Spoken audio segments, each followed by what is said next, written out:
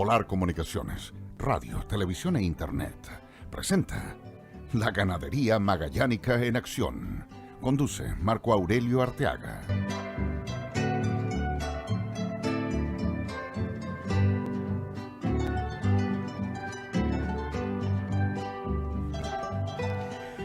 Muchas gracias, muy buenas tardes, bienvenidas y bienvenidos todos, las vecinas, los vecinos, toda la comunidad rural de esta región de Magallanes y Antártica chilena. Agradeciendo, en primer lugar, la oportunidad de Radio Polar para entregarme su confianza y poder estar al frente de este programa que ya tiene varios años, que tiene todo un recorrido y que tiene tanta importancia porque habla de uno de los motores de producción que nuestra región le debe mucho y que esperamos en un tiempo, con esta evolución que ha tenido también la tecnología y el desarrollo industrial, podamos volver a recuperarlo.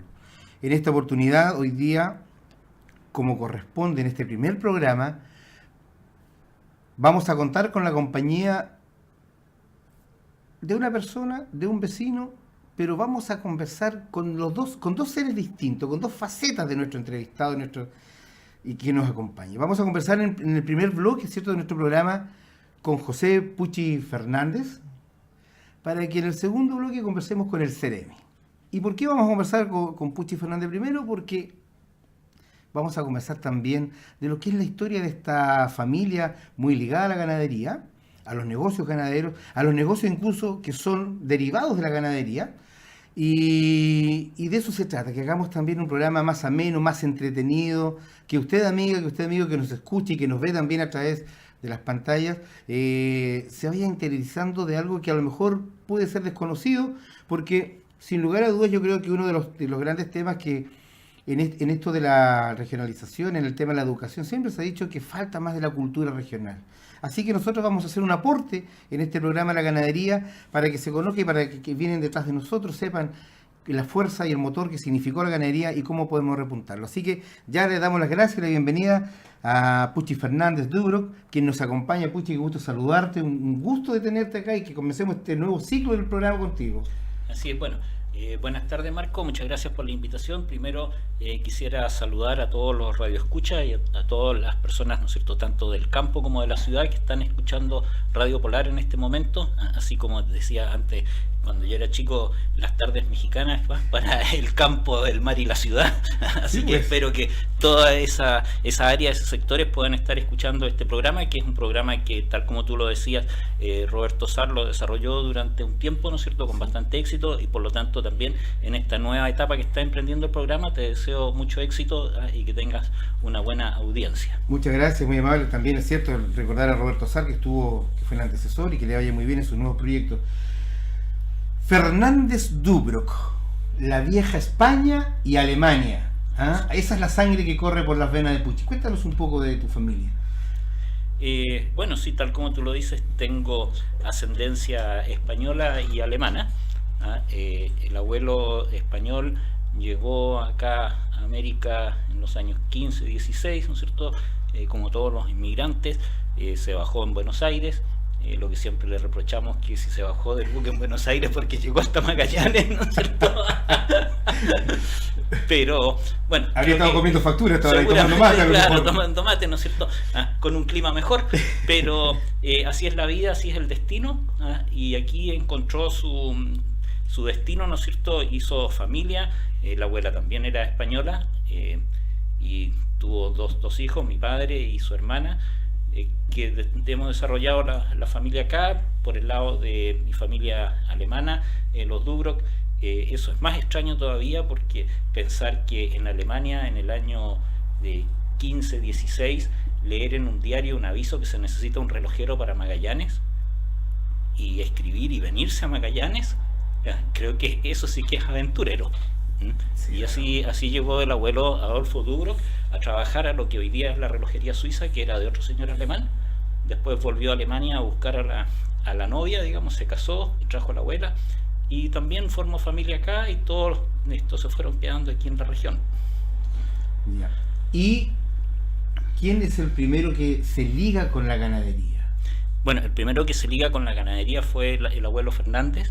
Él, como te decía, vino trabajando por la costa argentina en los campos de los otros españoles que ya habían llegado antes, porque en esos años, según él contaba, entre las distintas colonias se ayudaban, ¿no es cierto? Porque todos habían venido de inmigrantes y a hacer estos raíces acá y a buscar su fortuna, por decirlo de alguna manera, lo cual no era fácil.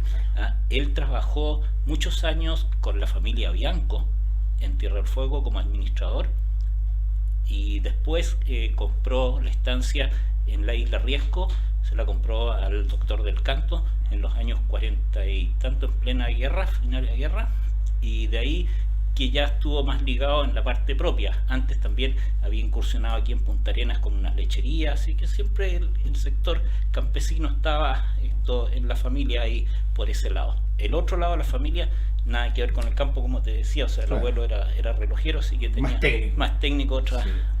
Pero así comenzaron, y desde esa época que hemos estado ligados la familia de una u otra manera con el campo. Ya. El abuelo, entonces luego el padre. Luego el padre, después seguimos nosotros. Ya. ¿Cómo era esa vida en el campo en esos años? Porque era bastante entretenida, eran largas las jornadas. Yo no sé si es porque uno ya se va poniendo más viejo o más mayor, como quieran, para no ofender a nadie, pero encuentro de que hoy día los días como que no tuvieran 24 horas, porque uno se levanta en la mañana, hace 2, 3 o 4 cosas y se terminó el día. En el campo nos levantábamos temprano, ¿no? Y el día era prácticamente eterno, ¿no? Habían muchas cosas que hacer, la vida era muy buena. Yo creo que los mejores años de mi vida los pasé en el campo, tanto de soltero como después cuando me casé, que vivimos 4 años con mi señora en el campo. Encontramos que esa etapa fue muy, muy buena, tranquila, muy agradable. O sea, yo tengo muy buenos recuerdos del campo y me gusta mucho vivir en el campo. Puchi, no es lo mismo ser niño, ¿no es cierto?, que adolescente, y menos en el campo. Cuando eras niño jugabas. Así es. Cuando eras adolescente ya habían responsabilidades. Así es. Lo que pasa es que yo creo que se va dando las cosas, el pasar de niño del juego al adolescente que trabaja. O sea, uno de niño empezó que quiero salir de a caballo, que llévenme de a caballo. Nosotros tuvimos la suerte de que en esos años en la estancia trabajaba un señor, don José Velázquez, que él venía de Osorno, era una persona muy buena. ¿Cómo se llamaba la estancia? Perdón. La estancia Tita. Estancia Tita. Y él, por decirte, él nos amansaba a los caballos para los chicos, no que yo lo voy a amansar. Él se preocupaba de llevarnos aquí y allá. Entonces uno empezó a salir con él al campo, él salía a recorrer el campo y nos llevaba. Tenía una paciencia enorme, o sea, en esos años el campo en la isla tenía bastante palo muerto, efecto de las quemas que se habían hecho. Y obviamente que uno arriba del caballo no andaba muy bien, así que cada vez que el caballo saltaba un palo, el jinete a tierra. Velázquez se bajaba, nos subía y bueno, y así fuimos, y ya después pasó a ser una rutina. O sea, el estar en el campo en la mañana había que recorrer campo, y eso yo creo que lo fui internalizando y era o sea, yo estudié, me fui de acá a estudiar, en esos años pasó a ser séptima preparatoria, a Santiago. Entonces no veía las horas de que sean las vacaciones para poder venir. En realidad veníamos en el invierno, que al campo poco se podía hacer, pero después en el verano era llegar del aeropuerto y al campo, y volverse del campo al aeropuerto e irse. Ya, usted estaba en Isla Riesco. En Isla Riesco. Por lo tanto, era una ganadería más ovina que bovina. Teníamos de los dos, pero más bovinos, sí. Bovino, claro. Lo que pasa es que ahí había una disputa. Al abuelo le gustaban mucho los bovinos y a mi papá no le gustaban los bovinos. ¿Ya? Entonces siempre se disputaban ahí cómo iba el asunto. Pero el predio daba para tener las dos cosas, así que había una mezcla de las dos. Naturalmente que en esta vida de campo, en esta vida donde los jóvenes empiezan a trabajar, y tu primera pega naturalmente fue la de recorrer campo, también te vas interiorizando con los demás trabajos, en donde generalmente los padres, qué sé yo, los abuelos, los tíos con quienes estés relacionado, tienen una distancia porque puede ser peligroso y que todavía no, pero después de a poco vas creciendo y te vas involucrando. ¿Cuáles fueron las otras pegas? Recorriste campo, ¿qué más hiciste? Hicimos muchas cosas. Aprendimos a manejar de muy chicos. Nosotros somos 3 hermanos, al punto que el papá llegó un día y vendió el tractor, porque dijo, estos se van a atropellar con ese tractor, porque uno manejaba y los otros 2 corrían detrás, que a mí me toca, bájate. Así que... Anecdótico eso, Anecdótico, sí. Es casi como el chiste de Donoto, ¿no es cierto? Te vendieron el sofá para... Claro, exacto. Pero, mira, hicimos, aramos, sembramos, recogimos pasto. El abuelo, yo te diría que fue uno de los pioneros en las siembras de empastadas acá en la región. Ya en la época en que la ganadera lo estaba haciendo, él compró un tractor, un bulldozer, y se empezó a juntar toda la palizada, se volvieron a requemar esos palos, se aró, se sembró, y nosotros participábamos en todas esas labores, ¿no? Sembrando, recogiendo los palos más chicos que quedaban, amontonándolos. Así que todas esas cosas las hicimos. También salíamos con la gente a arreglar alambres. Bueno, obviamente que en el verano cortar pasto para guardarlo y tener forraje para el invierno, y la labor que era de todos los veranos, y esa nos encantaba, era ir a cortar leña. ¿Ah, sí? Sí, ahí hay que ir a cortar leña, ¿no es cierto? Entonces incluso... ¿hacha? En eso, ya con motosierra, pero había que... Nosotros no cortábamos muy poco con motosierra, la gente cortaba, porque las motosierras en esos tiempos eran pesadas, eran grandes. Entonces para un muchacho de 14, 15 años no aguantaba mucho rato con ellas. No son las motosierras de hoy día que tienen amortiguación y todo, pero sí cargábamos rajones. Y tengo un muy buen amigo de Santiago, y él se venía todos los veranos que podía acá y trabajaba en el campo con nosotros, y la competencia era quién cargaba los rajones más grandes. Así que no, yo te diría que de los trabajos del campo, de una u otra manera los hicimos todos. Sin lugar a dudas que una de las grandes fiestas, porque era una fiesta realmente, y una de las más características de las labores que se realizan en el campo es la esquila. Pues, bueno, la esquila obviamente también. Empezamos de chico recogiendo las guatas. La pedacería. Sí, pero la guata del animal, ¿no es cierto? Cuando se esquila se saca la barriga y esa va a un bolsón aparte. Esa era la pega. Después de escobero, recogiendo vellones. Y en ese tiempo había una pega que esa sí que era la que menos queríamos, la famosa cascarria. La cascarria. Esa no le gustaba a nadie, pero también nos mandaban a la cascarria. ¿Ya? Así que, como te digo... ¿Esquilaste alguna vez? Sí, también he esquilado. No soy un diestro en la esquila, pero sí me defiendo. Si tengo la necesidad puedo esquilar mis ovejas. No queda muy herida, ¿no? No. Y el vellón sale entero. El vellón sale entero, sí. La técnica no te voy a decir que es ni tal y high, ni que sea, pero sí lo puedo esquilar. Eso. Y bueno, y la historia también habla, para quienes nos están escuchando, que no conocen esta parte del trabajo y de esta fiesta de la ganadería, porque la esquila era una fiesta. Sí, claro. El predesayuno y el desayuno, ¿hay todo un mito en eso o es verdad? El chuleteo, el porridge. Yo te diría que todas esas cosas se fueron perdiendo, ¿verdad? Y más una vez que dejó de existir la ganadera Tierra del Fuego, se perdió mucho de esas garantías que tenían los esquiladores, porque tal como tú dices, bueno, en la mañana se hacía un cuarto, ese era con un desayuno así muy light, pero después ya venía el porridge a las 8, el porridge, las chuletas, y ya ese era el que uno quería ir, y después, bueno, los almuerzos, todo eso eran y los jugos de huesillo, porque en el galpón se tomaba jugo de todas esas cosas que hoy día ya en los galpones esquilan y la mantequilla se hacía en el campo. Bueno, una de las cosas que siempre, y todavía el otro día lo comentábamos, yo recuerdo de chico de haber comido mantequilla y siempre haber comido queso Roquefort, porque las mantequillas se hacían los bloques en el verano, se guardaban todo el año, pero como eran estas mantequillas artesanales hechas en casa, nunca quedaban bien lavadas, por lo tanto siempre había una pequeña fermentación en esto.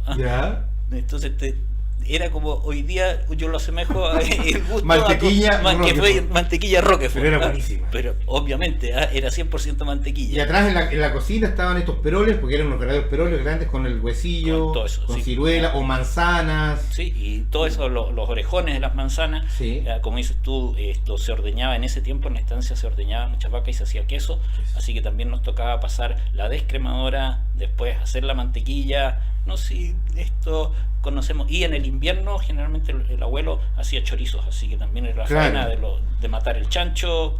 Bueno, y cuando se mataban también se dejaba para el invierno todo lo que era la carne de consumo, Sí. ahumar, secarse Todo carne, eso la manteca que se transformaba después, Bueno, con el la grasa que se faenamiento transformaba en manteca, del cerdo se hacía la manteca, que eso se guardaba para todo el año. con la que se freía. Así es, sí, pues.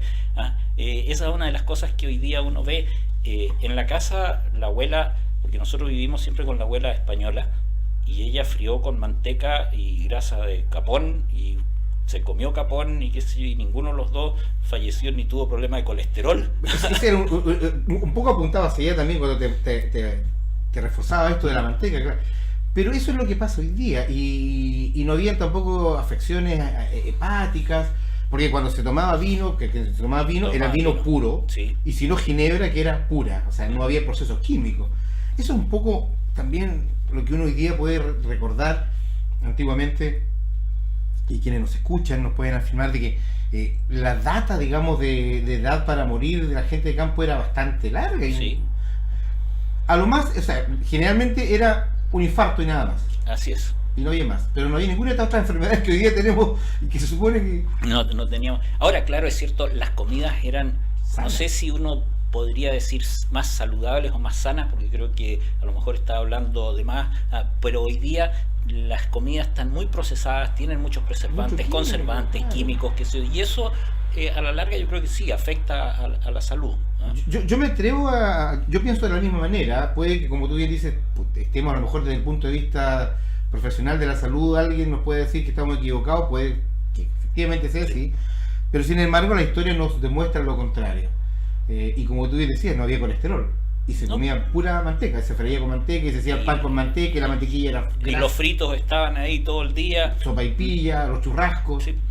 Y lo otro que se comía, si tú te recuerdas, la sopa, esa no había discusión, había que comerse la sopa. Sí, claro. Y el segundo y el postre. Y todo, claro. Sí, Y, claro. hoy día comemos un plato y andamos todos obesos. Impresionante, porque además, era el hueso que se echaba a cocer en la Sí. sopa, Y es el caldo. con la médula, con todo, que tenía toda la grasa, que Ujú. en fin, pero nadie se enfermaba y uno se lo comía. Sí. Bueno, eso es parte de lo que se vivió Pero en el es campo. Y parte eso, de la tradición. Puchi, ¿qué sientes hoy cuando uno de los grandes, independiente de todo el proceso y la evolución que ha tenido la ganadería, qué sientes hoy cuando muchas de estas pegas, de estos trabajos, ¿cierto?, de campo, se han perdido más que por el avance tecnológico, porque también la tecnología ha influido mucho en que se pierdan estas pegas?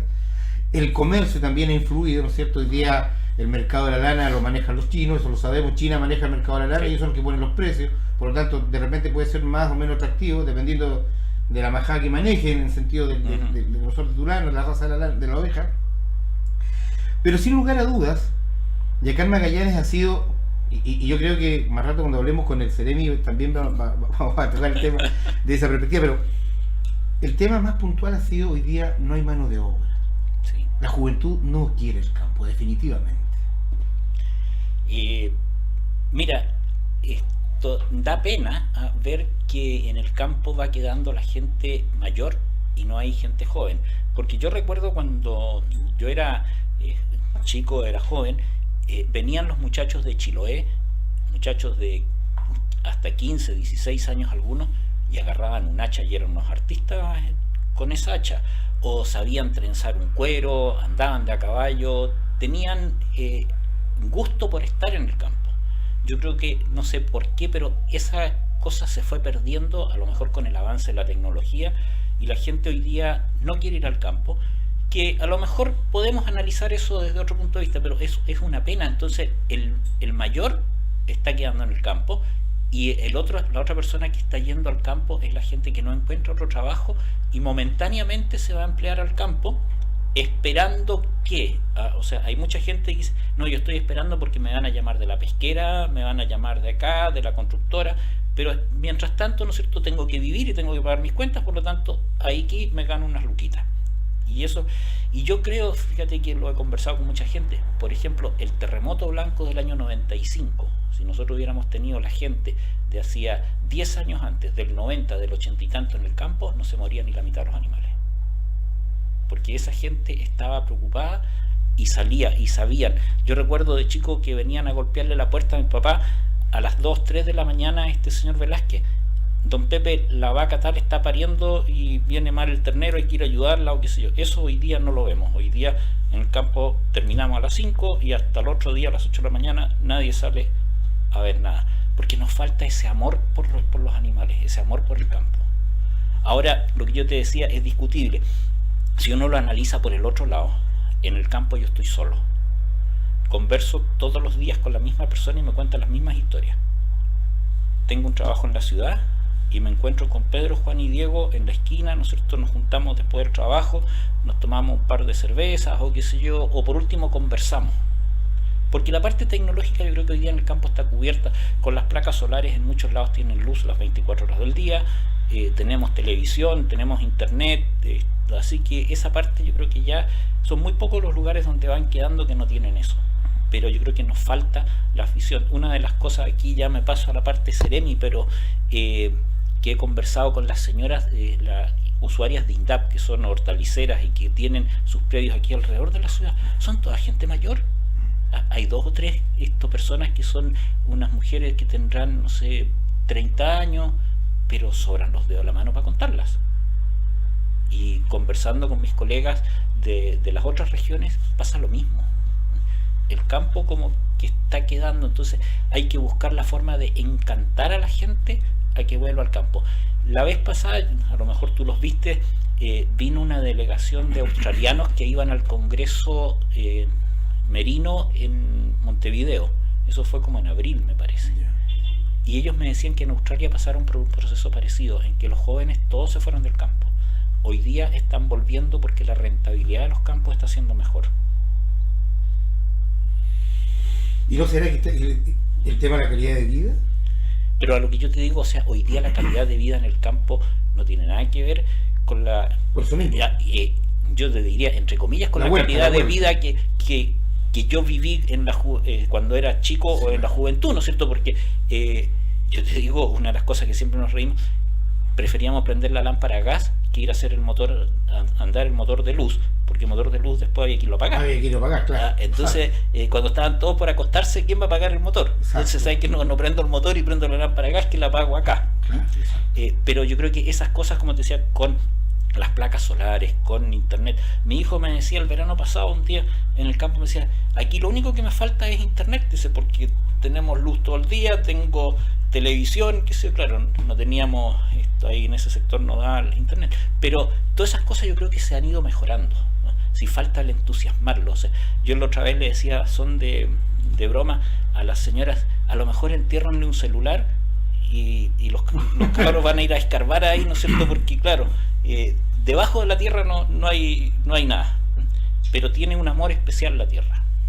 Muy bien, pues estamos junto a José Pucci Fernández en la Ganadería Magallánica en Acción.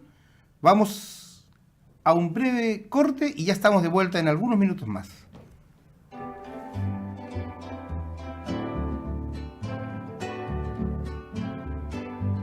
Una pausa y ya volvemos con la Ganadería Magallánica en Acción.